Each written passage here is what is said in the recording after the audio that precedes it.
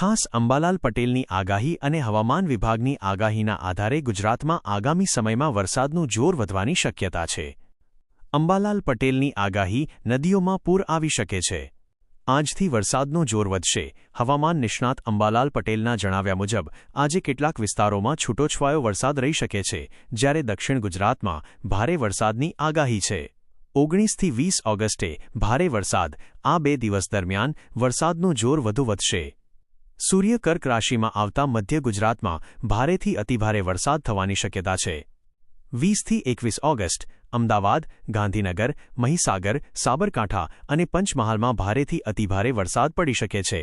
23 થી 25 ઓગસ્ટે પૂરની સ્થિતિ. આ સમયગાળામાં મધ્ય ગુજરાતમાં અતિભારે વરસાદને કારણે નદીઓમાં પૂરની સ્થિતિ સર્જાઈ શકે છે. તહેવારો પર પણ વરસાદનો માહોલ. પર્યુષણ અને ગણેશ ચતુર્થી. અંબાલાલ પટેલના મતે પર્યુષણ અને ગણેશ ચતુર્થીના તહેવારો દરમિયાન પણ વરસાદી ઝાપટાથી લઈને ભારે વરસાદ થવાની શક્યતા છે. ગુજરાતમાં 5 વરસાદી સિસ્ટમ સક્રિય. Low pressure systems. હવામાન વિભાગના જણાવ્યા મુજબ આગામી 15 દિવસમાં બંગાળની ખાડીમાં 4 લો પ્રેશર સિસ્ટમ્સ સક્રિય થવાની શક્યતા છે, જે ગુજરાત અને રાજસ્થાન પર સીધી અસર કરશે.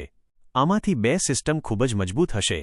અતિભારે વરસાદની આગાહી. આ સિસ્ટમ્સની અસર હેઠળ ખાસ કરીને સૌરાષ્ટ્રના દરિયાકાંઠાના વિસ્તારોમાં આગામી 4 દિવસમાં અતિભારે વરસાદની આગાહી છે.